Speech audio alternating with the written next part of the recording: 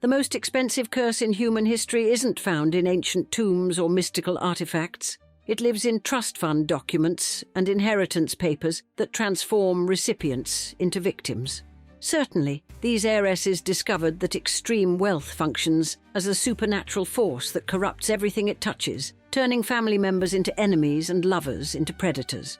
Their inheritances came with hidden costs that no financial advisor could calculate: the inability to trust human relationships, the constant fear of kidnapping and exploitation, and the crushing responsibility of managing fortunes larger than national budgets. Each woman's story follows a terrifyingly similar trajectory: early promise destroyed by wealth-induced isolation, failed marriages to fortune hunters, substance abuse as an escape from gilded prisons, and eventual tragic endings that seemed almost inevitable in hindsight. Today, we show how the bitter irony is that their money, which should have provided security and happiness, instead guaranteed lives of suspicion, loneliness, and ultimate destruction that no amount of zeros in a bank account could prevent. In 1911, a mining heiress with more courage than caution purchased the world's most notorious diamond. The 45-carat blue stone had already left a trail of broken lives across continents. French kings beheaded, millionaires bankrupted, royalty driven mad. But Evalyn Walsh McLean, daughter of Colorado Gold, merely laughed at tales of ancient curses. She let her Great Dane wear the Hope Diamond like a trinket and flaunted it at baseball games, declaring herself immune to its dark history. Within decades, she would bury 2 of her children, watch her husband descend into madness, lose her family fortune, and discover, perhaps too late, why centuries of owners had feared the seductive blue light at the heart of her precious gem. In the rugged San Juan Mountains of Colorado, where prospectors sought their fortunes in the late 1800s, Thomas Walsh made the discovery that would transform his family's future. The Camp Bird mine, rich with gold and silver veins, proved to be one of the most profitable discoveries of the era, elevating the Walsh family from modest means to extraordinary wealth during America's Gilded Age. Born in 1886, Evalyn Walsh's early years coincided with her family's remarkable rise in fortune. Her father's journey from Irish immigrant to wealthy mine owner embodied the American dream, taking place during a time when new industrial fortunes were reshaping the nation's social landscape. Thomas Walsh's success meant that his daughter would grow up in circumstances far different from his own humble beginnings. The Walsh family's newfound wealth opened doors that would have been firmly closed to them just years before. Thomas Walsh, mindful of his daughter's future, invested in her education in Washington, D.C., where the family eventually established their residence. This move from the mining towns of Colorado to the nation's capital marked a significant transition in young Evalyn's life. As she grew older, Evalyn's world expanded beyond the western frontier of her early childhood. The family's relocation to Washington, D.C. placed them at the heart of American society and politics. Here, among the established families of the capital, the Walshes made their mark not just through their mining fortune, but through their active participation in the city's social and cultural life. It was in this environment that Evalyn met Edward Ned McLean, heir to the Washington Post publishing empire. Their courtship captured public attention, representing a union between 2 of America's prominent families. The impending marriage promised to combine the Walsh mining fortune with the McLean publishing empire, creating a union of considerable social and financial significance. Their 1908 wedding reflected the scale of both families' wealth. Each set of parents gave the couple $100,000 to purchase their own wedding presents, an extraordinary sum for the time that demonstrated both families' immense prosperity. The gesture spoke to the magnitude of wealth that would shape Evalyn's adult life and influence her future decisions. As the newlyweds embarked on their life together, neither could have anticipated how their future would become entwined with one of history's most famous gems. 2 years after their wedding, in 1910, they would encounter Pierre Cartier, a French jeweller who possessed a remarkable blue diamond. The 45.52-carat stone known as the Hope Diamond would soon capture Evalyn's imagination. The circumstances that would bring this extraordinary gem into Evalyn's possession and the role it would play in her life were about to unfold. As she stood on the threshold of her new life as Mrs. McLean, Evalyn was entering a chapter that would define not just her own story, but the next stage in the Hope Diamond's long and storied journey through history. The first 2 years of Evalyn and Ned McLean's marriage unfolded against the backdrop of America's wealthiest social circles. With their combined family fortunes, the young couple enjoyed a lifestyle of exceptional privilege, dividing their time between Washington, D.C.'s social season and extended travels abroad. In 1910, while the McLeans were staying at their Paris hotel, Pierre Cartier arranged a meeting to show them an extraordinary gem, the Hope Diamond. Cartier, already renowned as a jeweller to European royalty and American millionaires, had recently acquired the stone and recognised the McLeans as potential buyers who could afford such a significant purchase. The 45.52-carat deep blue diamond that Cartier presented was distinctive not only for its size and colour, but also for its documented history of royal ownership. It had been part of the French crown jewels until the French Revolution, after which it disappeared for decades, eventually resurfacing in England in the 1830s when it was acquired by Henry Philip Hope, from whom it derived its current name. Through subsequent sales and inheritances, it had finally come into Cartier's possession. The meeting marked the beginning of what would become a lengthy negotiation process. The Hope Diamond's unusual cushion cut and rare blue colour made it a unique piece, unlike anything else available in the market. While stories circulated about the stone bringing misfortune to its owners, these tales were part of the complex history Cartier shared with the McLeans during their discussions. The proposed price of $180,000 represented a significant investment, even for the wealthy McLeans. Ned McLean initially expressed reservations about the purchase, although he would eventually support his wife's decision to acquire the stone. The negotiation process would extend beyond their initial meeting, as both parties worked to reach terms that would satisfy everyone involved. The diamond's journey to that point had been remarkable. After disappearing during the French Revolution, it had passed through several hands before reaching Cartier. Each transfer of ownership added another layer to its already rich history, making it not just a precious gem, but a piece of tangible history. From the French royal family to Henry Philip Hope, and through subsequent owners, the diamond had travelled across continents and through the hands of some of Europe's most notable collectors.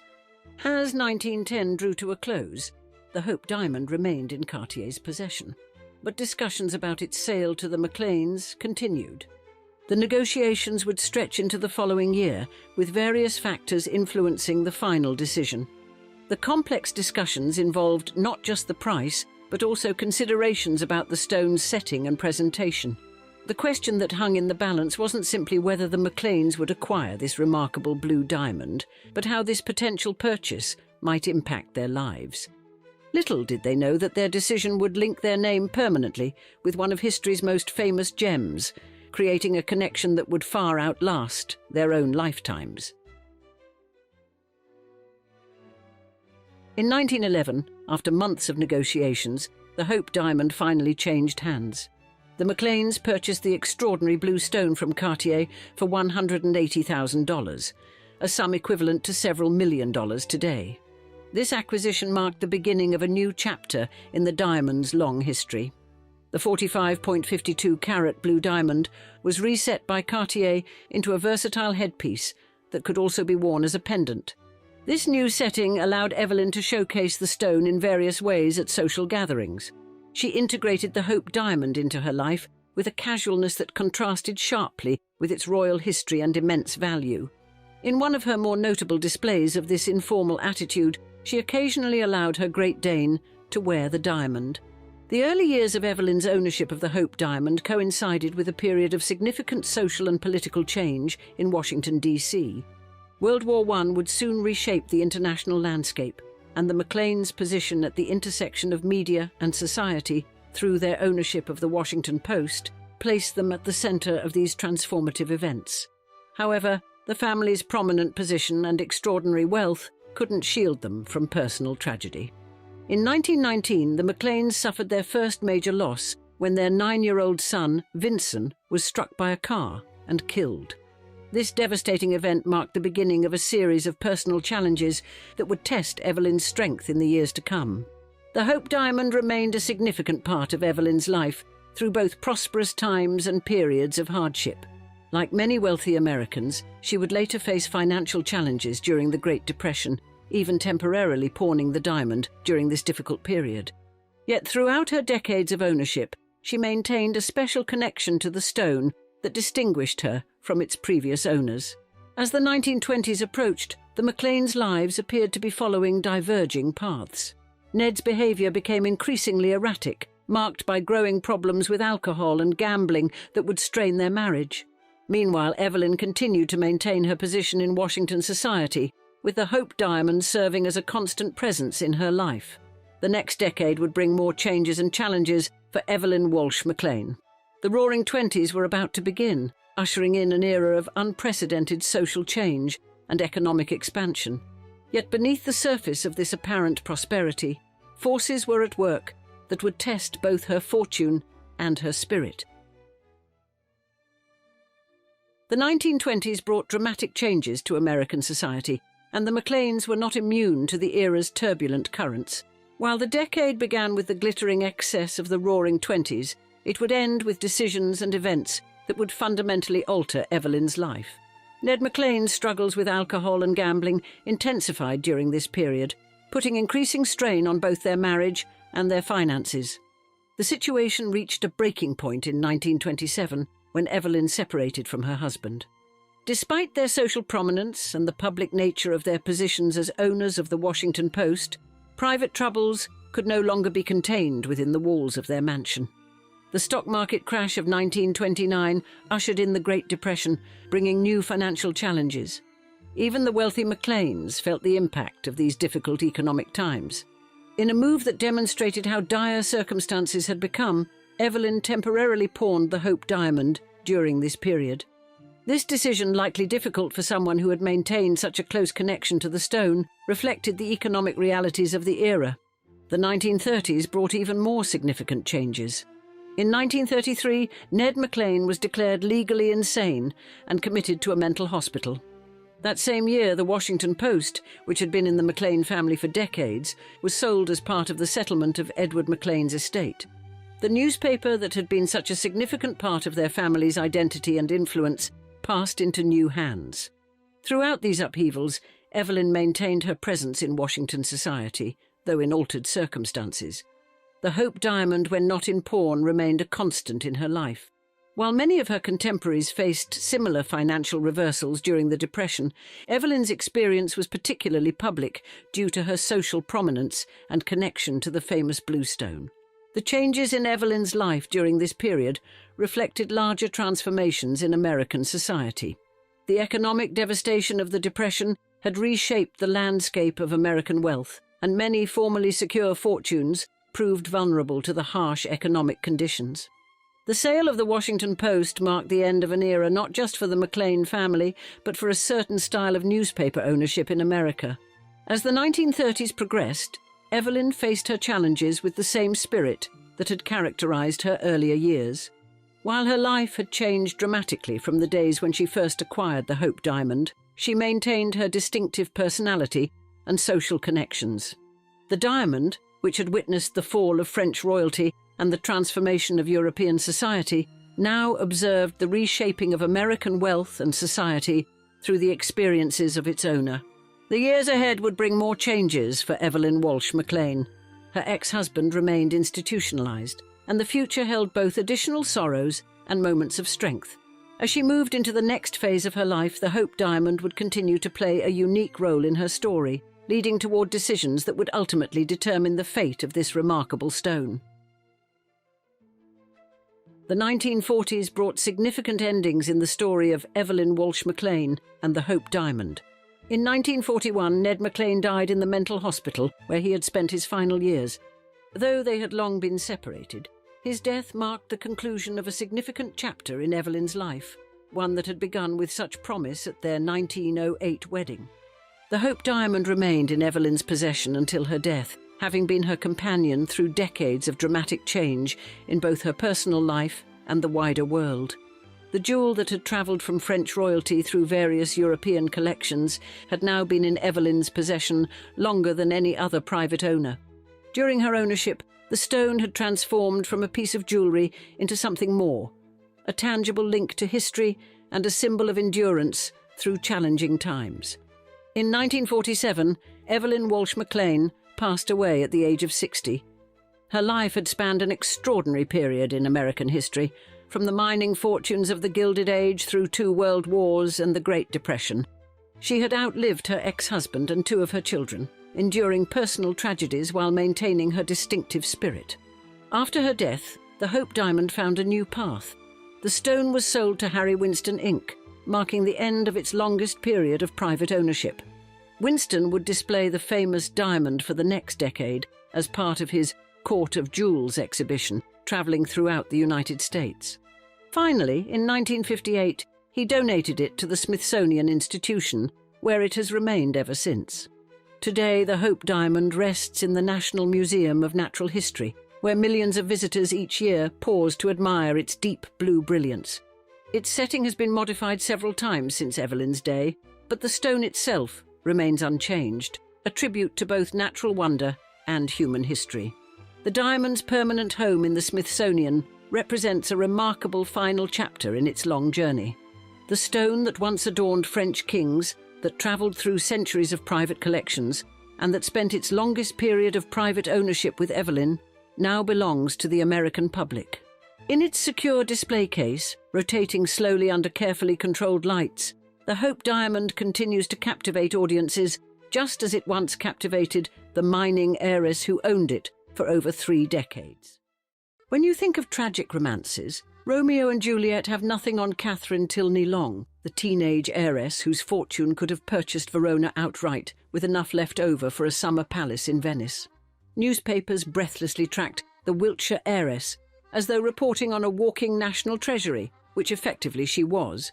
Catherine's inheritance was a financial supernova that warped the social fabric of Regency England, creating gravitational forces that pulled every debt-riddled aristocrat into her orbit, and making her the target of fortune-hunting missiles disguised as gentlemen, all launching themselves toward her with mathematical precision. London satirists published merciless caricatures of her suitor parade with titles like The Disconsolate Sailor or Miss Longing for a Pole, unwittingly prophesying the very man whose predatory talents would eventually convert her astronomical wealth into astronomical debt. Her story is a Regency horror story that ended up changing British law forever. In today's episode of Old Money Allure, we explore how the greatest fortune in Georgian England attracted the worst possible husband, a matrimonial predator whose talents for financial destruction would turn Catherine's fairy tale into a nightmare, leaving behind legal precedents that still protect vulnerable spouses centuries later. At 16, Catherine Tylney-Long inherited a fortune so staggering it sent dukes swooning, earls salivating, and royalty itself calculating the most expedient path to her boudoir. Her inheritance sprawled across 25,000 acres in 6 English counties, encompassing several palatial homes, including Wanstead House, dubbed England's Versailles, alongside financial investments worth £300,000, approximately 30 million in today's currency. The annual income from her properties alone, £40,000, quadrupled what Jane Austen considered fabulously wealthy in Mr. Darcy, allowing Catherine to purchase multiple fictional romantic heroes before breakfast, while still affording a diamond tiara for afternoon tea. Each appearance of the Wiltshire heiress in London society prompted something resembling a wildlife documentary, herds of bachelor mammals charging wildly toward her carriage, while newspapers breathlessly reported on the feeding frenzy.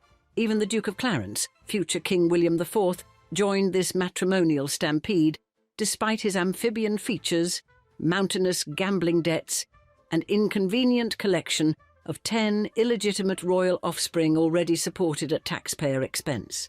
Catherine's rejection of this future monarch revealed either remarkable independence or simply functioning vision, creating the unprecedented spectacle of a commoner turning down a crown, albeit one perched atop a particularly unappealing royal head.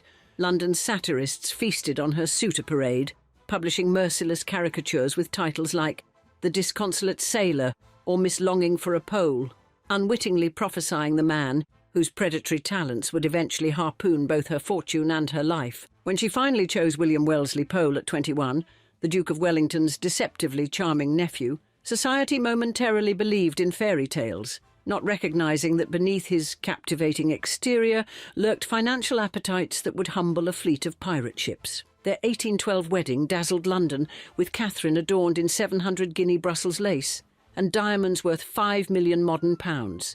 Treasures that would soon vanish as her husband's compulsive spending devoured her wealth with locust-like efficiency. William eagerly assumed Catherine's surnames, transforming himself into the absurdly hyphenated William Pole Tylney-Long Wellesley, while forgetting the wedding ring at the ceremony, the first red flag waving frantically among a sea of champagne fountains and aristocratic congratulations.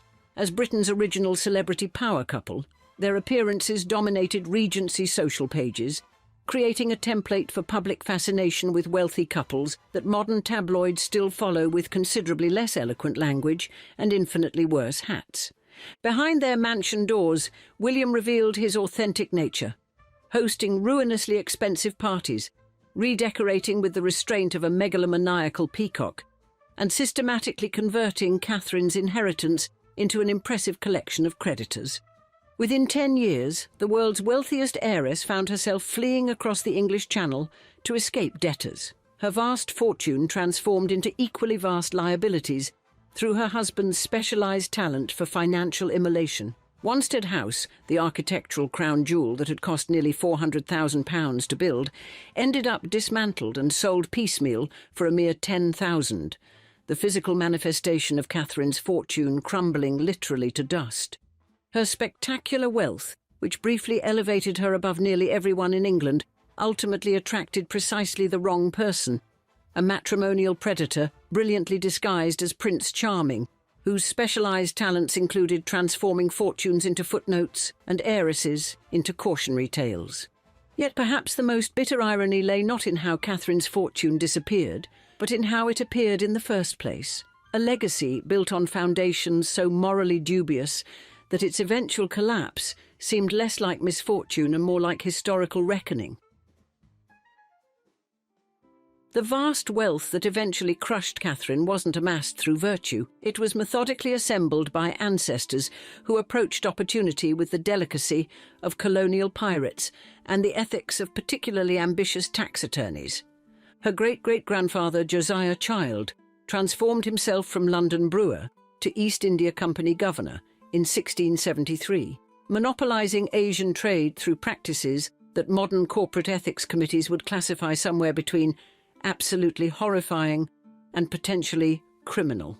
When Josiah purchased Wanstead in Essex, he established the family among England's landed elite, that curious class who diligently pretended their fortunes materialised from properly managed soil rather than colonial exploitation, cutthroat business tactics and strategic marriage certificates. His son Richard elevated the family further by wedding heiress Dorothy Glynn, absorbing the substantial Tylney, Hampshire estates, and initiating a multi-generational strategy of marrying money that Catherine's future husband would eventually perfect from the opposite direction. The final piece of the family's geographic monopoly clicked into place when Catherine's grandfather acquired Draycott Estate in Wiltshire through his advantageous marriage, creating a three-county power base that established the Tylney-Longs as provincial royalty, without the inconvenience of actually being related to the king. Into this dynasty of ambitious wealth compilers, Catherine arrived on October 2nd, 1789, the product of Sir James Tylney-Long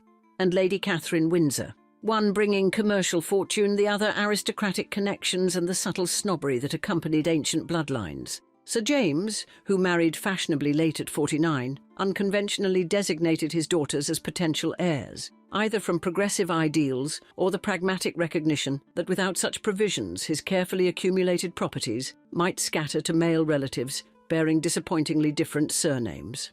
The Tylney-Longs occupied that awkward middle tier of Georgian society where ancient nobles considered them insufficiently blue-blooded for genuine acceptance, yet found them adequately funded for generous loans, convenient marriages and expensive dinner invitations. During childhood, Catherine rotated between magnificent properties that would make modern billionaires question their real estate portfolios, wintering at Wanstead House, where she observed the gilded machinery of wealth from within its ornate gears and springs. Unlike many contemporaries who believed female education should focus exclusively on embroidery and strategic feinting, Catherine's father provided instruction in estate management, knowledge ultimately insufficient against the specialised financial demolition talents her future husband would deploy. She inherited the Windsor family's renowned beauty without their tendency toward monarchy-threatening mental instability, developing into a young woman whose natural attractions would be considerably magnified when viewed through the lens of her bank accounts. Catherine's formative years unfolded against the dramatic backdrop of revolutionary France, her family committed to defeating Napoleon partly from patriotic fervour, but equally from the uncomfortable awareness that revolutionary movements typically redistributed exactly the type of concentrated multi-generational wealth they had accumulated. Her mother's aristocratic lineage stretched back to the Norman conquest, when ancestral Normans arrived with William the Conqueror to conduct history's most successful home invasion, proving that property seizure becomes perfectly acceptable provided it occurred sufficiently long ago and involved impressively pointed helmets. Tragedy accelerated Catherine's financial ascent when her brother James died in 1805, just before his 11th birthday, transforming her overnight from merely privileged adolescent to Britain's most desirable heiress, and inadvertently placing a target on her fortune visible from every debt-ridden country estate in England. This sudden inheritance catapulted Catherine into an extraordinarily vulnerable position, simultaneously England's most eligible and endangered young woman, her vast fortune attracting precisely the type of man most likely to convert ancestral wealth into ancestral debt. Through alchemical gifts, even Catherine's shrewd forebears could never have anticipated. When James's death transformed Catherine into Britain's premium matrimonial prize, she became London's first human financial instrument, a walking, breathing bank that could be acquired through nothing more complicated than successful courtship and an impressive ability to say "I do" with convincing sincerity. News of her inheritance rocketed through aristocratic circles with lightning speed, attracting social climbers whose sudden devoted interest in the previously unremarkable Miss Tylney-Long revealed the precise exchange rate between sincere friendship and £30 million. Her guardians wisely sequestered young Catherine until her 20th year, when they deployed her onto the marriage market at a spectacular Grosvenor Square ball, unleashing an heiress so valuable that London's most prestigious ballrooms required crowd control measures previously reserved for royal appearances. Her debut season featured romantic contestants ranging from ancient dukes offering impressive titles attached to spectacularly mortgaged estates, to military heroes fresh from Napoleonic battlefields, who hoped to transfer their tactical brilliance from warfare to wealth acquisition. The amphibian-like Duke of Clarence pursued her with royal determination, evidently believing his eventual throne outweighed his unfortunate face, catastrophic finances, and 10 inconvenient children produced with actress Dorothea Jordan, a romantic resume that prompted Catherine's historic royal rejection. Her initial navigation through these treacherous social waters displayed remarkable judgment, avoiding impulsive attachments and evaluating suitors with impressive discernment. Traits that would mysteriously evaporate when William Pole Wellesley deployed his specialised courtship artillery. William approached Catherine as a military objective, distinguishing himself through calculated indifference toward her wealth, while simultaneously bombarding her with attention, wit, and vulnerability, a strategy that precisely targeted her inexperienced heart while neatly circumventing her guardian's suspicions. Their courtship exemplified romantic warfare at its most sophisticated, with William correctly identifying Catherine's emotional innocence as her primary vulnerability, a target considerably easier to breach than the legal fortifications surrounding her inheritance. On March 14, 1812, Catherine processed toward matrimonial surrender at St James's Church, adorned in Brussels lace and diamonds, her 21-year-old heart convinced of authentic love, while London society discreetly placed wagers on her fortune's expected lifespan. The marriage's early phase featured convincing theatrical performances of domestic bliss as Catherine produced 3 children, William, James and Victoria, while her husband redirected her fortune into his financial sinkholes with architectural precision. As Catherine busied herself with motherhood, William's mask gradually slipped to reveal his authentic character. less Prince Charming and more wealth-seeking missile with expensive tastes, combining financial exploitation with emotional warfare in a lesson of systematic destruction. By 1822, he had burned through her fortune with such extraordinary efficiency that he engineered an appointment as gentleman usher to King George IV, specifically to obtain immunity from arrest for debt, essentially gaining diplomatic protection from his own financial crimes. Catherine's humiliation culminated around 1823 when William installed Mistress Helena Patterson Bligh in their Naples residence, dispensing with traditional discretion and forcing his wife to cohabit with her replacement in a domestic arrangement that would have shocked even the morally flexible Regency aristocracy. Private correspondence reveals William's final gift to Catherine, a venereal disease that added physical suffering to her emotional devastation and potentially established the medical foundation for her premature death. Against overwhelming social pressure and legal obstacles, Catherine finally summoned remarkable courage to escape her gilded prison, returning to England with her children, initiating legal separation, and securing court protection for her children through actions requiring more genuine bravery in 1825 than leading a cavalry charge into enemy fire. By September 1825, 35-year-old Catherine had established a modest sanctuary in Richmond with her children and sisters, her once astronomical fortune contracted to £11,000 annually, a sum most English families would consider princely, but that barely covered what William once spent on waistcoats and wine. Enraged that his living treasury had developed legal defences, William publicly threatened to use stratagem if legitimate methods failed to secure custody of the children, essentially announcing his willingness to kidnap his own offspring primarily to access whatever inheritance might remain attached to them. On September 7th, while resting in Richmond, Catherine collapsed with violent abdominal spasms that transformed physicians' concern into alarm, prompting her to summon Sister Dora for an urgent revision of legal documents previously signed under William's coercion. The Duke of Wellington, displaying greater concern for his nephew's wife than his actual nephew ever managed, dispatched royal physician Sir Henry Halford to Catherine's bedside, suggesting both the severity of her condition and Wellington's accurate assessment of his relative as a human catastrophe. A cruelly misleading recovery appeared on September 9th, when Catherine briefly walked outdoors, a temporary remission echoing the deceptive early promise of her marriage, with equally heartbreaking ultimate consequences. This fragile improvement shattered on September 11th, when she suffered a catastrophic relapse, experiencing what witnesses described as agonies of the heart, accompanied by hysterical screaming.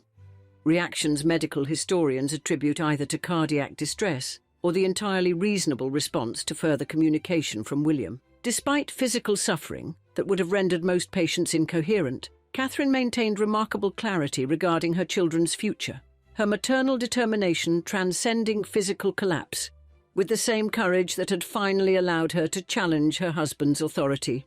On September 12th, 1825, Catherine died at 11 o'clock, surrounded by sisters and physicians, but mercifully not by the husband, who had systematically dismantled her fortune, health, and happiness with the efficiency of someone pursuing his life's true purpose. Contemporary witnesses testified that correspondence from William, arriving that morning, triggered her final seizure, delivering the ultimate emotional blow to her weakened system and creating history's clearest case of death by poorly timed letter. Medical evidence suggests her death resulted from a perfect storm of conditions: inflammation of the bowels potentially exacerbated by venereal disease acquired from her husband's extracurricular activities, combining with extreme emotional distress to create a literally broken heart. London newspapers announced her death on September 13th, with barely concealed accusations against William. The Evening Herald, observing that, to her, riches have been worse than poverty, her heart ultimately broken through the very means that should have cherished her. Thousands lined the funeral route to Draycott Church, their presence representing Britain's collective judgment against William, a public verdict delivered through respectful silence, rather than the social media outrage that would accompany similar situations today. Catherine's death catalysed legal history when Lord Chancellor Eldon ruled William should become England's first father, denied custody based on moral character. A decision so revolutionary in patriarchal Georgian society that it effectively created modern family law's foundational precedent. Her sisters Dorothy and Emma fulfilled Catherine's dying wish by raising her 3 children beyond William's reach, protecting them from a man whose paternal interest directly corresponded to their financial prospects and nothing more. William's subsequent life unfolded with predictable disaster, marrying his mistress Helena in 1828, continuing to accumulate debts despite dramatically reduced income, and eventually dying while eating a boiled egg in 1857. His final years spent in the poverty he so richly deserved, but Catherine never did. Catherine Tylney-Long's tragic story reminds us that great wealth can attract the wrong kind of attention, her vast fortune becoming both the source of her power and ultimately her downfall. What began as a fairy tale romance with William Wellesley Pole quickly descended into a cautionary tale of financial predation, emotional abuse, and heartbreak. Her life stands as a poignant reminder that even in an age obsessed with advantageous marriages, some prices for love prove far too high. On a crisp November evening in 1930, as the Great Depression ravaged the nation, New York City's elite converged upon the Ritz-Carlton Hotel to celebrate the 18th birthday of none other than Barbara Hutton, heiress to the monumental Woolworth store fortune. Upon arrival, the guests, hailing from the most illustrious families of the age, such as the Astors, Vanderbilts, Whitneys and Rockefellers, were greeted by Maurice Chevalier, the renowned French entertainer who was whimsically costumed as Santa Claus. The grand ballroom inside the hotel was a vision of a winter wonderland, adorned with extravagant decorations and a sea of flowers that alone bore a price tag of $50,000, equal to nearly $1 million in today's currency.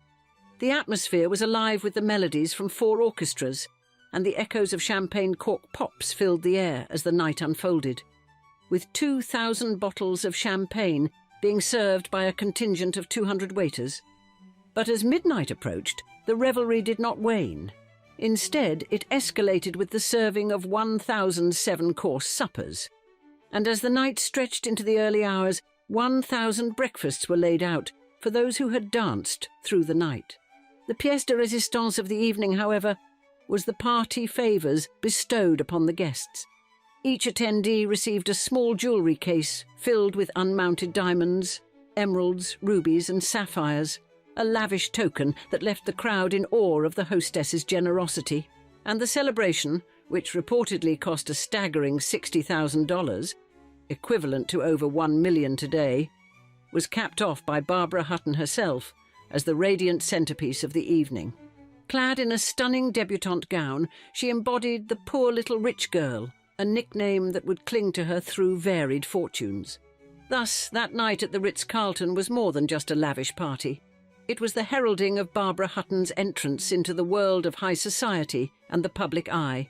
As one attendee poignantly observed, this was the moment when Bobby became Barbara Hutton, debutante, glamour queen, playgirl of the Western world. Little did they know this splendid introduction foreshadowed a tragic life of glamour, heartache, and the eternal pursuit of happiness amidst the glittering yet often unforgiving world of the rich and famous, as we describe. The tragic life of the so-called poor little rich girl, Barbara Hutton, heiress to the Woolworth fortune. Barbara Hutton, an emblem of wealth from her infancy, found herself at the centre of a vortex of fortune and scrutiny as early as 12 years old, because, with the death of her grandmother, Jenny Creighton Woolworth, in 1924, Barbara was left a staggering inheritance that rivalled the tales of fairy tale princesses. $26 million, a sum that would inflate to almost $500 million in today's currency. Even further, her mother's estate cushioned this with an additional $2.1 million in stocks. Managed by her father, Franklin Laws Hutton, this trust bloomed to a monumental $42 million by the time Barbara reached 21, crowning her one of the richest women globally during an era marked deeply by the Great Depression. You see, her father, Franklin, a titan in the financial realm and co-founder of the renowned E.F. Hutton & Co., was a master of his craft. And his financial moves, particularly his timely divestment before the 1929 market crash, significantly safeguarded and multiplied Barbara's inheritance. Yet while Franklin navigated the financial storms with acumen, his personal life brewed with scandal. The mysterious death of Barbara's mother, Edna Woolworth, in 1917, believed to be a personally induced end linked to Franklin's infidelities, left a young Barbara to stumble upon her mother's lifeless body, an image that haunted her throughout her life. And in the wake of her mother's death, Franklin's subsequent marriage to Irene Bode only deepened Barbara's emotional isolation. Regarded widely as an opportunistic stepmother, Irene's presence ensured that Barbara's upbringing was shuffled among various relatives, leaving her often in the hands of governesses rather than family. Despite these early traumas, Barbara's entry into society was nothing short of spectacular, and her aforementioned debutante ball was absolutely legendary. Now, Barbara Hutton's personal life at its peak unfolded like a carefully choreographed ballet of opulence. She owned sumptuous estates across the globe, from the Japanese-inspired Sumio in Mexico to the regal Sidi Hosni in Tangier. Each home was not merely a residence, but a testament to her wealth and her impeccable taste for the exotic and the beautiful. But her penchant for luxury was not confined to real estate. Hutton was also known for her incredible collection of jewellery, including the famed Vladimir tiara, and her wardrobe was a parade of haute couture from legends like Cristobal Balenciaga and Oleg Cassini. And it was Cassini, commissioned by Cary Grant, who attempted to navigate the tumultuous waters of their marriage through style. Socially, Barbara was a magnet for high-profile gatherings, her debutante ball in New York being particularly notable for its extravagance. Despite the allure, this display of wealth was not without its critics, especially given the harsh economic climate of the Great Depression, and her visibility and lifestyle choices made her a constant subject of media fascination and public critique. By 1934, Barbara's life had inspired both film and song, capturing the public imagination and solidifying her status as a cultural icon, albeit one often viewed through a lens of scorn and envy. This public narrative portrayed her as the poor little rich girl, a moniker that underscored the complex interplay of wealth, privilege, and personal adversity that defined her life. And yet Barbara Hutton ended her life essentially penniless, lonely, and isolated. In order to better understand how someone could go from $1 million debutante party to poverty, we must roll back the clock a bit and begin with a psychological profile rooted in her uniquely difficult youth.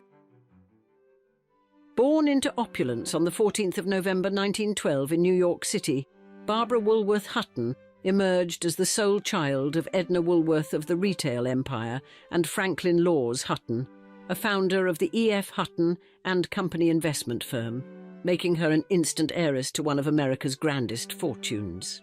Yet, the wealth that defined her birthright would also shape a life marred by emotional turmoil. You see, Barbara's upbringing was steeped in material wealth, but plagued by emotional neglect. Her father, Franklin, notorious for his infidelities, was a distant figure, while her mother, Edna, ensnared in loneliness, sought comfort in an affair with Bud Bouvier, Jacqueline Kennedy's future uncle. This chaotic household environment left Barbara profoundly isolated, craving the affection that her fractured family could not provide.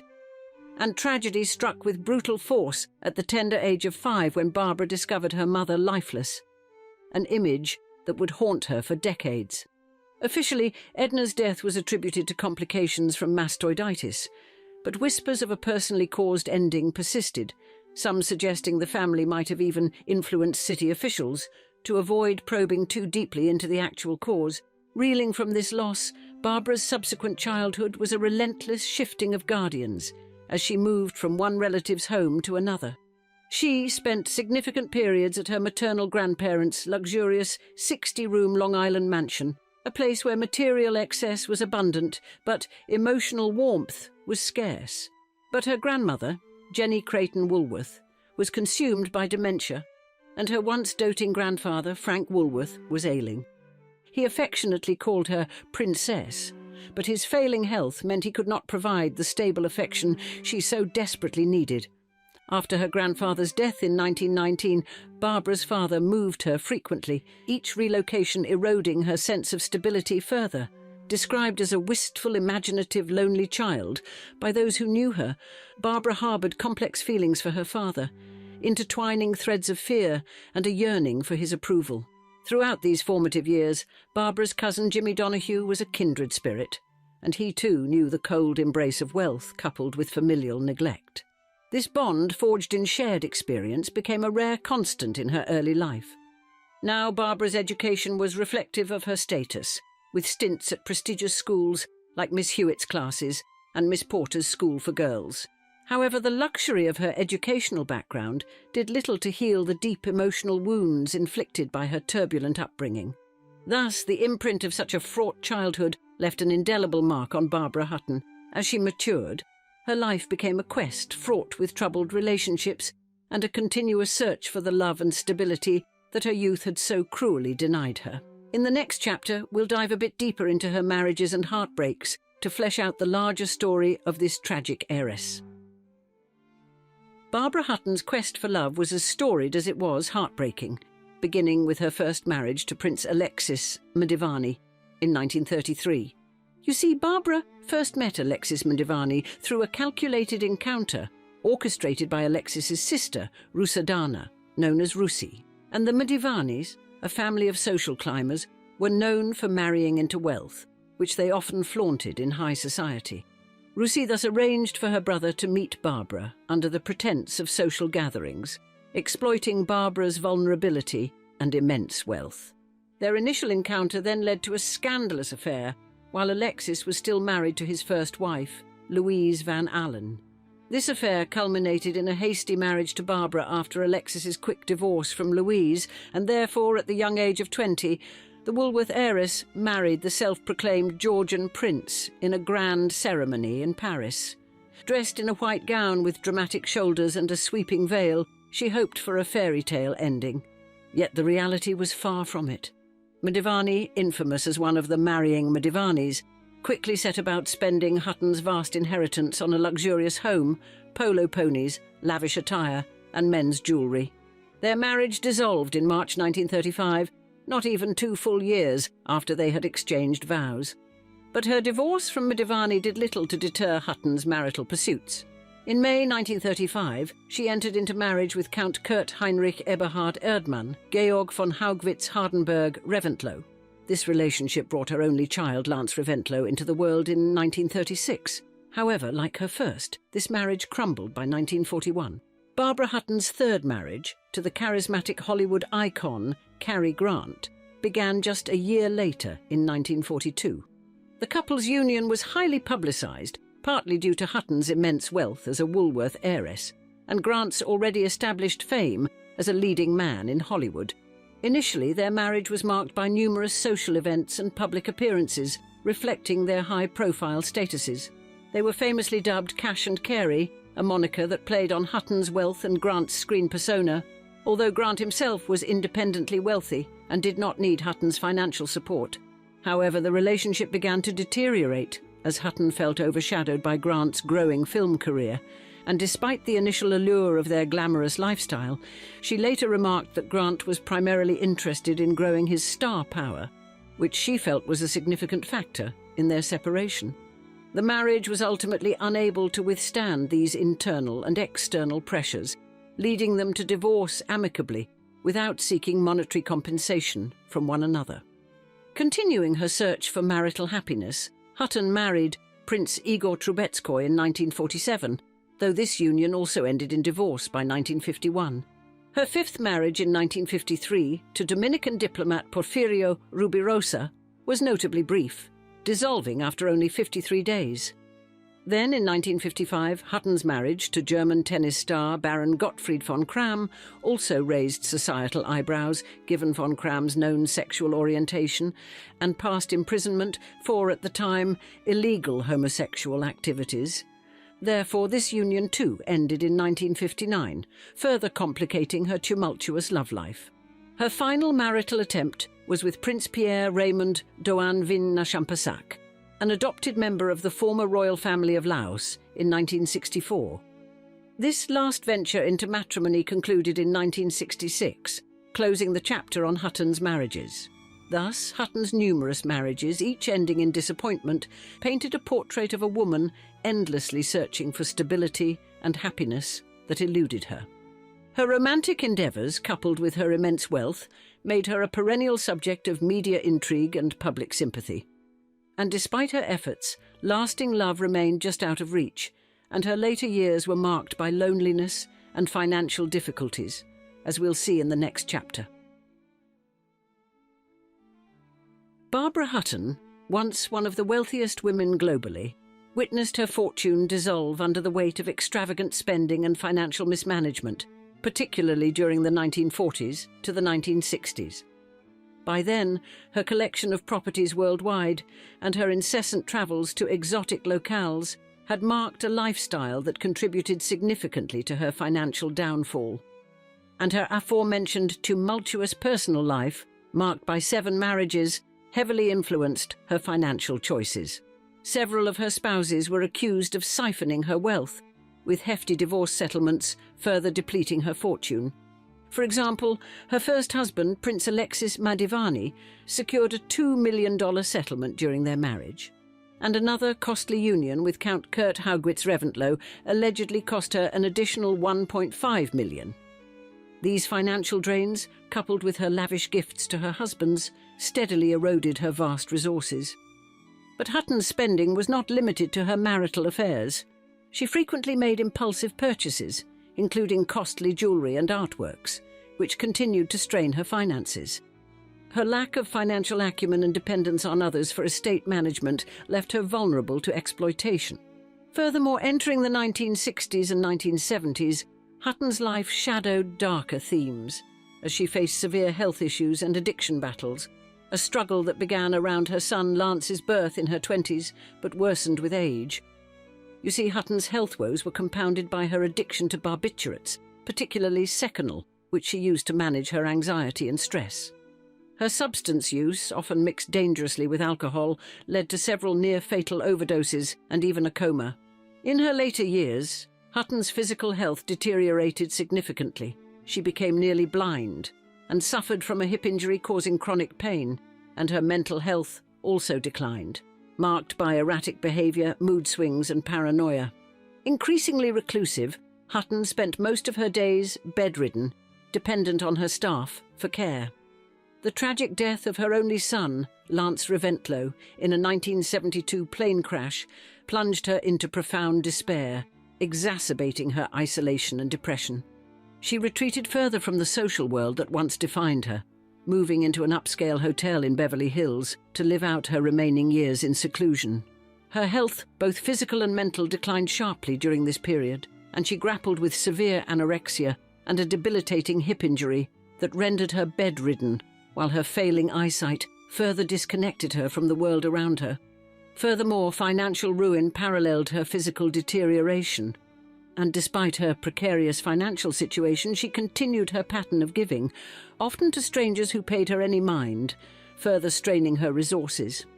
By the time of her death, it was reported that she had a mere $3,500 to her name, equal to around $15,000 today. But to be fair, this is a figure hotly contested by those close to her, yet symbolic of her dramatic fall from financial grace. Hutton's life came to a quiet close on the 11th of May 1979 due to a heart attack in her hotel suite at the age of 66. Her passing was a poignant bookend to a life characterised by both dazzling wealth and deep personal tragedy. The public, who had watched her rise and fall with keen interest over the decades, reacted to her death with a mix of shock and sympathy. The funeral of Barbara Hutton was therefore as subdued as her final years were lonely, and it took place in the Woolworth family mausoleum at Woodlawn Cemetery in the Bronx, New York, where she was laid to rest among her relatives. The service was attended by only a close circle of family and friends, a muted affair far removed from the lavish social gatherings she once hosted. This solemn gathering served as a reflective homage to a woman whose life had been a complex interplay of immense isolation and public fascination. On a languid November day in 1988, the opulent yet tumultuous life of Christina Onassis, the sole heiress to the Onassis shipping empire, ended abruptly in a friend's home in Argentina. And at just 38 years old, her existence, drenched in opulence yet marred by profound sadness, ended with a heart attack, perhaps the final toll of a lifetime marred by relentless dieting and substance misuse. You see, Christina was born into a dynasty where destiny was not just about immense wealth, but also about steering the behemoth that was the Onassis shipping empire. And from her early days, she was shaped to be as tough and enduring as the steel hulls of the vessels that bore her family's name, expected to navigate a world dominated by shrewd businessmen. Despite her prowess in this fierce realm, Christina's personal life was far from tranquil, scarred by a series of marriages that each ended in heartbreak, adding layers of sorrow to her already complex life. Indeed, her journey was one of stark contrasts, from glittering socialite events and luxurious yachts to private moments filled with despair. In today's episode, we feature the life of a tragic heiress whose life was a relentless quest for something more profound than the wealth she was granted, as we describe. Christina Onassis, the $1.3 billion heiress who couldn't find happiness. Christina Onassis was born under the lingering shadow of a family marked by both maritime greatness and personal tragedy. Her father's side, with the surname Onassis rooted in the Greek Nasos, meaning island, hinted at the seafaring destiny that would propel her family's fortunes. And her grandparents, Socrates and Penelope, had once thrived in Smyrna, now Izmir, Turkey, amidst the bustling trade routes of the Ottoman Empire. Yet they fled to Greece as refugees after the Greco-Turkish War and the devastating Great Fire of Smyrna in 1922, which obliterated their wealth and altered their lives forever. On her mother's side, Christina was equally descended from shipping royalty. Her maternal grandfather, Stavros G. Livanos, had forged the powerful Livanos shipping empire, further entrenching the family in the realm of nautical enterprise. Thus her father, Aristotle Onassis, emerged from the ashes of lost fortunes in Smyrna to seek a new beginning in Buenos Aires in 1923. And with only $250 in his pocket, he found work as a telephone operator while studying commerce. His entrepreneurial spirit soon led him to the tobacco trade, laying the groundwork for a fortune that would see him become a millionaire by the age of 25. Aristotle then turned his gaze to the seas, founding his first shipping company and capitalizing on the economic downturn of the Great Depression to expand his fleet. Then in 1946, Aristotle's marriage to Athena Mary Livanos, known as Tina, united two powerful Greek shipping dynasties. Their lavish New York wedding was a spectacle of wealth and promise, yet it was shadowed by personal challenges, including Aristotle's affair with the famed opera singer Maria Callas. Born on the 11th of December 1950 in New York City, Christina thus entered a world where opulence was commonplace, and her childhood was anything but ordinary. Her dolls were adorned in Christian Dior, and she played with ponies gifted by kings. And her young life aboard their majestic 320-foot yacht Christina, named in her honor, was a whirl of luxury and loneliness, a golden cage of splendor where she was affectionately known as my golden one. Yet despite the abundance of material comforts, Christina's life was imbued with a poignant solitude. Father Aristotle was often away, engulfed by his shipping empire, while Tina was swept up in the glittering social whirl of high society. This absence of familial warmth, then, left young Christina navigating a sea of wealth, searching for shores of emotional connection.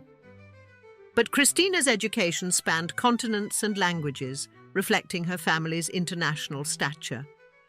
She studied at prestigious institutions from New York to Switzerland, becoming fluent in Greek, English, French, Spanish, and Italian, yet the emotional undercurrents of her upbringing were complex and often stormy. Then the unraveling of her parents' marriage in 1960, amid public scandals linked to her father's romantic liaisons, marked the next turbulent chapter in her young life. Christina Onassis lived a life that, from the outside, seemed bathed in luxury, yet was often shadowed by profound solitude and personal turmoil. You see, her childhood unfurled across the globe, between her mother's opulent homes in London, Paris, and Athens, and her father Aristotle Onassis's lavish properties such as the spectacular villa in Monaco and their sprawling estate in Argentina.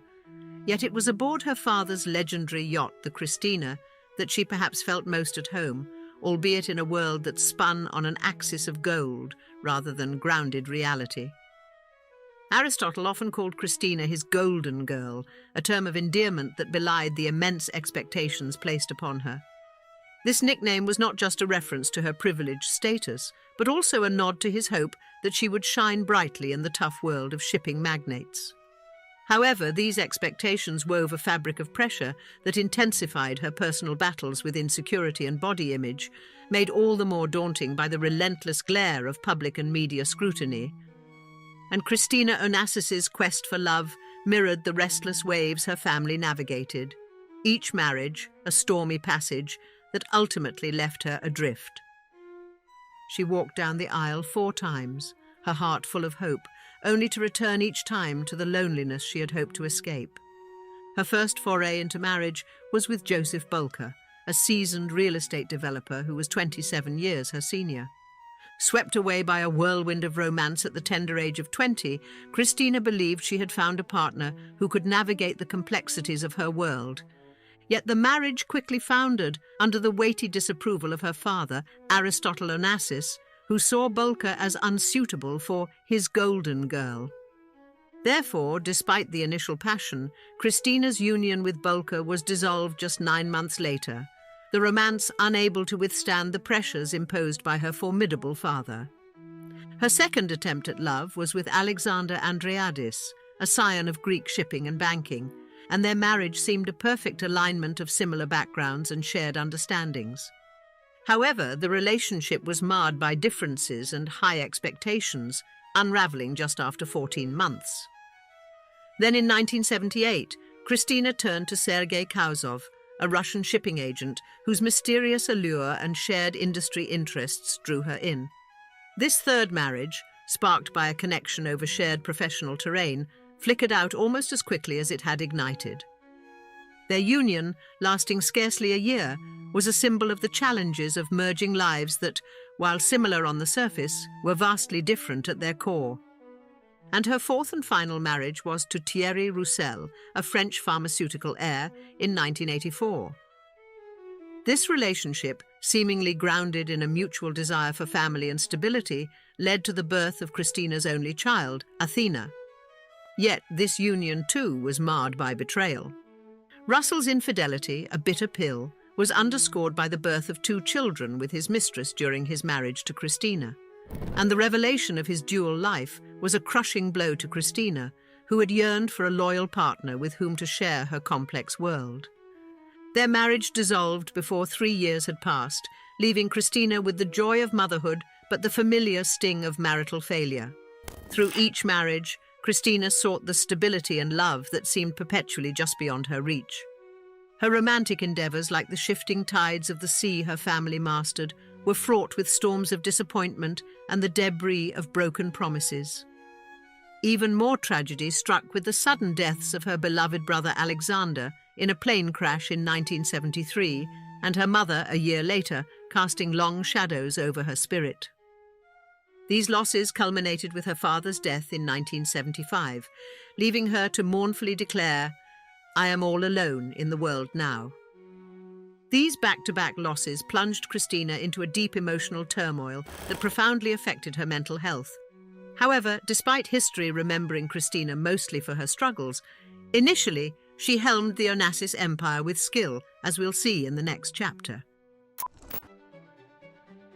Although Christina Onassis was born into the whirlwind of New York's elite, she chose to relinquish her American citizenship after her father's death, thus embracing her roots with dual citizenship in Greece and Argentina.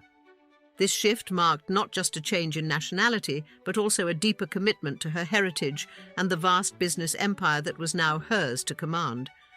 You see, starting in the bustling offices of her father in New York, Christina had been introduced to the intricacies of business and finance at the tender age of 20.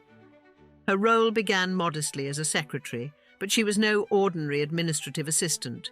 She was an heiress, being groomed for something far greater. After her father's demise, Christina's influence over the Onassis Group grew, although it remained unclear in the late 1970s how deeply her authority penetrated the operational machinations of the company and to what extent she delegated to her managers. And professionally, Christina exhibited a rare blend of sophistication and sharpness, steering the colossal Onassis fleet through the tempestuous seas of global commerce with grace and expertise. However, the splendour of her professional life was often overshadowed by personal adversities. Her struggles with weight, her fleeting romantic engagements, and her increasing dependence on a cocktail of medications for depression delineated a life of stark contrasts. But Christina lived in a sphere of extravagant wealth that seemed almost mythical.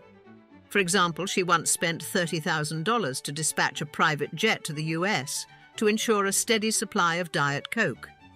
In another instance, driven by a blend of whimsy and wealth, she sent a helicopter from Austria to Switzerland just to retrieve a forgotten David Bowie cassette. And her generosity knew no bounds when it came to maintaining her circle of friends. Christina would lavish as much as $30,000 a month on acquaintances to ensure they could clear their schedules for her. She once confided in Peter Evans, a biographer of her father, that she took pleasure in wearing diamonds even at breakfast. A small yet telling indulgence that spoke volumes of her attempt to weave normalcy into her extraordinary life. But by the age of 30, Christina was diagnosed with clinical depression, a battle she faced behind the closed doors of opulence, often turning to food and undisclosed drugs to soothe her inner turmoil. Therefore, despite the facade of limitless prosperity, Christina's existence was tinged with a poignant solitude that money could not dispel.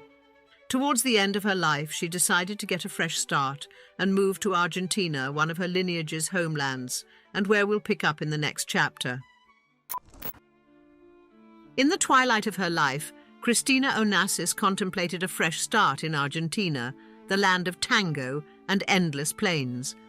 It was November 1988, and she sought solace in the company of friends near Buenos Aires, staying at a secluded country club that promised a brief escape from the relentless spotlight that had followed her since birth.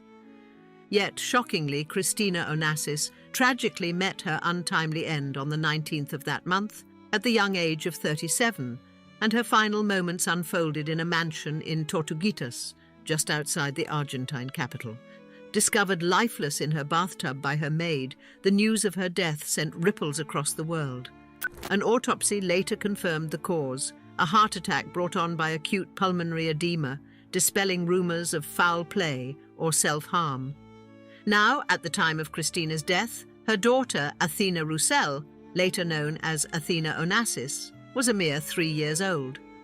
Raised in the quietude of Switzerland by her father, Thierry Roussel, and his Swedish wife, Gabi Landhaeg, Athena grew up shielded from the tempestuous legacy that had defined her family.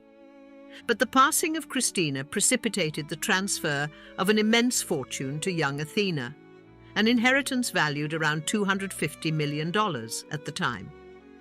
And this inheritance encompassed an array of assets: shipping enterprises, a collection of international real estate, prized artworks, and the verdant Greek island of Skorpios. To safeguard this fortune until Athena reached maturity, the inheritance was entrusted to a cadre of administrators dubbed the Greybeards, selected by Christina herself. Yet this arrangement spawned a series of contentious legal battles that entangled Athena, her father, and the trustees, with disputes over financial stewardship and efforts to disconnect Athena from her Hellenic roots. Upon turning 18 in January 2003, Athena assumed control over half of her inheritance, then estimated between $2.7 billion and $3 billion US. The world therefore watched as she was heralded a modern-day Greek princess, becoming one of the wealthiest young women globally. However, despite her vast wealth, Athena has consistently sought to maintain a low profile, often expressing a complicated relationship with her family's storied past. At 13, in a rare moment of openness, she confessed a strong aversion to all things Greek, attributing all the problems to the weight of the Onassis name, a sentiment underscoring the burdensome legacy of her heritage. Christina's remains now rest on the serene island of Skorpios, beside her revered father, Aristotle, and her brother Alexander in the family mausoleum. This sacred spot not only marks the resting place of a storied lineage, but also stands as a poignant reminder of a life that, while draped in wealth and worldliness, yearned for the simpler echoes of peace and belonging. They called her the Plastic Princess, a cruel joke that masked an even crueler truth. Barbara Baekland, who married into the fortune built on the world's first synthetic plastic, spent her life trying to mould reality itself into the shape of her desires. From the ashes of her father's passing, she rose to claim a place among Europe's elite, trailing beauty and chaos in equal measure. But in her desperate quest to create perfection, she would forge something monstrous instead. Her story is a Gothic tragedy played out in penthouses and palaces, where money couldn't buy sanity, and social connections couldn't protect against the darkness that lurked behind closed doors. By the time the end came, in a blood-stained Chelsea apartment, even those who knew her best would struggle to separate the guilt from the guilt, as we describe the sad socialite whose son took her life. In the glittering world of early 1940s Manhattan, where old money mingled with new industrial fortunes, Barbara Daly was determined to rise above her modest beginnings. Born on the 28th of September 1921, she emerged from childhood carrying both striking beauty and invisible scars, a combination that would prove lethal in the years to come. Beautiful, intelligent and deeply troubled, she had already attempted several times before meeting Brooks Baekland, grandson of Leo Baekland, the inventor of Bakelite, the world's first synthetic plastic. The Baekland name carried the weight of revolution. Leo's invention had transformed modern life, replacing precious materials like ivory and tortoiseshell with something entirely new. The fortune it generated elevated the family to America's industrial aristocracy. Barbara's own history stood in stark contrast to the Baekland legacy. Her father, Frank Daly, a tubercular telegrapher who dreamed of bigger things, took his own life in January 1933 when Barbara was 11. He left behind unpaid bills, unanswered questions, and a daughter who would spend her life trying to outrun his shadow. Her mother's subsequent mental decline cast Barbara adrift in a world she was determined to conquer. But Barbara possessed weapons more potent than wealth, beauty that turned heads and a quick, savage wit that could charm or destroy with equal ease.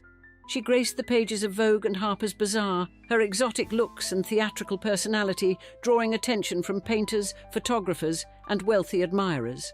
Each step was calculated, each relationship a potential ladder to the life she craved. The meeting with Brooks Baekland in the early 1940s seemed to promise everything she had ever wanted. He was handsome, wealthy, and carried one of America's great industrial names, a perfect target for a woman determined to secure her place in society. Their whirlwind courtship ended in a hasty California wedding after Barbara orchestrated a cunning deception, falsely claiming she was pregnant to force Brooks's hand. From the start, their marriage was built on shaky ground, but they maintained a shining outward appearance. The couple embarked on a life of travel, artistic pursuits and social prominence that would have seemed impossible during Barbara's difficult childhood. They moved between New York, Paris and Spain, collecting friends and admirers while spending the seemingly endless Bakelite fortune. On the 28th of August 1946, they welcomed their only child, Anthony Baekland, into a world of tremendous privilege and profound dysfunction. As Barbara took on the role of mother, she found herself facing an unexpected enemy, one that all her beauty and charm couldn't conquer. Deep within the perfect life she had engineered, something dark was taking root. As young Tony grew, those who knew the family well began to notice troubling patterns. Barbara's behaviour became increasingly erratic, her moods swinging violently between smothering affection and icy withdrawal. But it wasn't until a particularly lavish party at their Spanish villa that the facade began to crack, revealing glimpses of the horror to come. In that moment of unguarded cruelty, Barbara showed the first signs of an obsession with her son that would ultimately lead them both to destruction. In 1954, when Anthony was 8 years old, the Baeklands abandoned the structure of their New York life for a nomadic existence that would define their next 2 decades. Their lifestyle became the envy of society pages, beautiful people living a seemingly charmed life, drifting between luxury hotels and rented villas across Europe. But within their gilded world, young Anthony was growing up in an atmosphere of increasing psychological violence.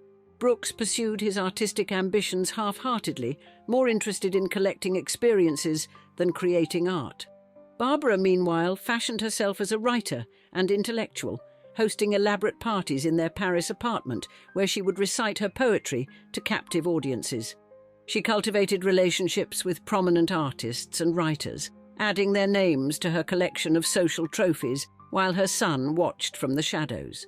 The family's wealth enabled endless travel and constant reinvention. When scandal or boredom threatened in one city, they simply moved to another. They spent summers in Spain, winters in Switzerland, and long stretches in Paris, where they entertained artists and philosophers. But no amount of geographic change could mask the growing instability within their family unit. Barbara's relationship with Anthony became increasingly complex and troubling. She would lavish attention on him one day, then abandon him to the care of servants the next. Her own unresolved trauma from childhood seemed to replay itself in her parenting, creating patterns that would haunt them both.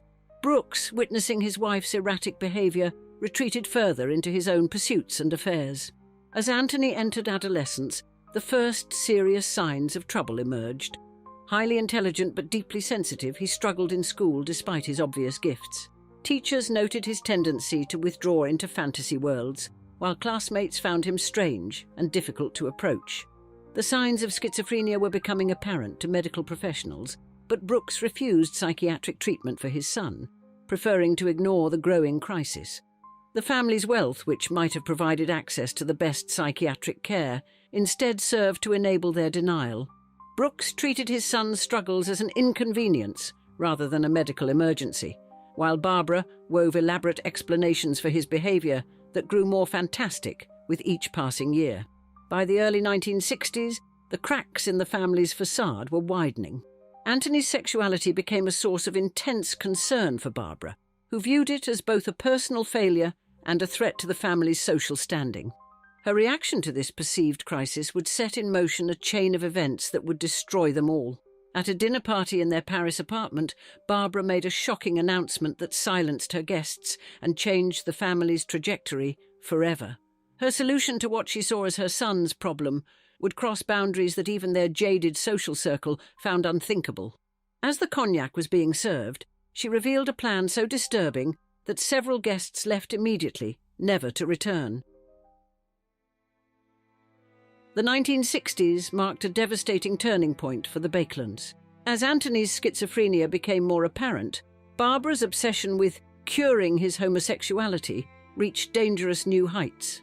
Her solution, voiced at that fateful Paris dinner party, was to hire prostitutes to sleep with her son, a scheme that horrified even her most libertine acquaintances. But when these arrangements failed to achieve her desired result, Barbara's desperate measures took an even darker turn.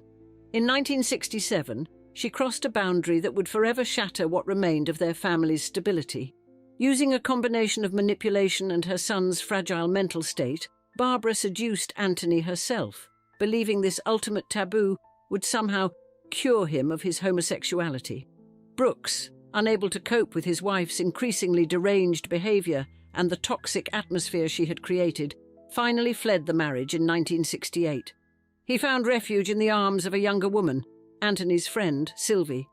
This abandonment pushed Barbara further into her unhealthy fixation on her son, while Anthony's grip on reality grew increasingly tenuous. The mother-son relationship became a psychological horror show. Barbara would alternate between playing the role of possessive mother and sexual partner, all while maintaining her carefully crafted social facade. Their wealth allowed them to continue moving between expensive hotels and apartments, where their disturbing dynamic played out behind closed doors. Anthony's violent episodes increased in frequency and severity. During one incident, he attempted to throw his mother under the wheels of a moving car. In another, he tried to strangle her. Each time, Barbara would forgive him, refuse to press charges, and pull him back into their toxic orbit. Friends who witnessed these episodes were powerless to intervene, watching in horror as mother and son spiraled further into madness. The world of social privileges that had once seemed to promise them everything now served only to enable their mutual destruction. Barbara used her connections to smooth over violent incidents, while her money ensured that Anthony's increasingly erratic behaviour wouldn't lead to lasting consequences. Despite his diagnosed schizophrenia, Barbara refused to acknowledge the severity of his condition, continuing to interpret his illness through the lens of her own obsessions. By 1972, Anthony's condition had deteriorated to the point where even casual observers could see he was dangerous. His conversations became increasingly incoherent, filled with paranoid delusions and violent fantasies. Yet Barbara, in perhaps her final act of maternal malpractice, insisted on maintaining their twisted relationship. That November found mother and son sharing a small but expensive apartment in London's Chelsea district. Barbara had recently confided to friends that she believed she was finally curing Anthony through their unnatural relationship. She couldn't have known that within days their toxic dynamic would reach its violent conclusion. On the 17th of November 1972, Barbara Baekland's life ended in her London apartment at the hands of her 26-year-old son. The violence that had been building for years, including a chilling attempt to throw her under traffic just months earlier in July, finally culminated in their Chelsea flat, where Anthony stabbed his mother to death with a kitchen knife. She was 51 years old, and in her final moments, she faced the devastating consequence of her lifelong obsession. The killing shocked London society, but those who knew the Baeklands well had long feared some violent culmination to their toxic relationship. After the stabbing, Anthony's behaviour was chillingly composed. He called a local Chinese restaurant to order a meal and calmly ate while his mother's body lay nearby. When police finally arrived, they found him in a state of eerie detachment. During his arrest and subsequent questioning, Anthony displayed the profound mental illness that had gone untreated for so long. His statements to police were a disturbing mixture of coherent recollections and delusional ramblings. He spoke about his mother both as a victim and as someone who would eventually return, showing no clear grasp of the finality of his actions.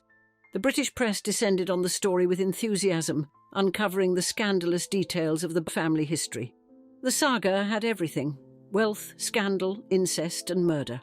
Barbara's carefully constructed social facade crumbled posthumously as journalists exposed the dark reality behind her glamorous image.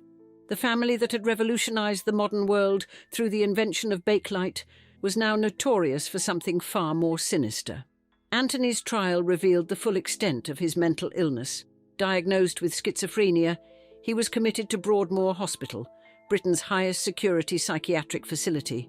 The grandson of one of America's greatest inventors would spend the next 8 years in the same institution that had housed some of Britain's most dangerous, mentally ill patients. Brooks Baekland, who had escaped the toxic family dynamic years earlier, remained distant from his son's legal troubles, focusing on his new life with Sylvie. The wealth and privilege that had once seemed to protect the family now only amplified their tragedy. In 1980, after 8 years at Broadmoor, a group of Anthony's friends successfully lobbied for his release, despite strong objections from psychiatrists who considered him still dangerous.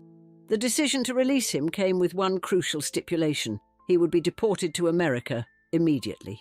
Just 6 days after arriving in New York, Anthony attempted to attack his grandmother with a kitchen knife, proving his doctor's fears well-founded. As he was arrested once again, it became clear that the Baekland tragedy was racing toward an even darker conclusion. After attacking his grandmother on the 27th of July 1980, just 6 days following his release from Broadmoor, Anthony Baekland found himself incarcerated at Rikers Island. On the 20th of March 1981, the day he expected to be released on bail, his case was delayed due to complications in transferring his medical records from Britain. That same day, in his cell at Rikers Island, Anthony took his own life using a plastic bag.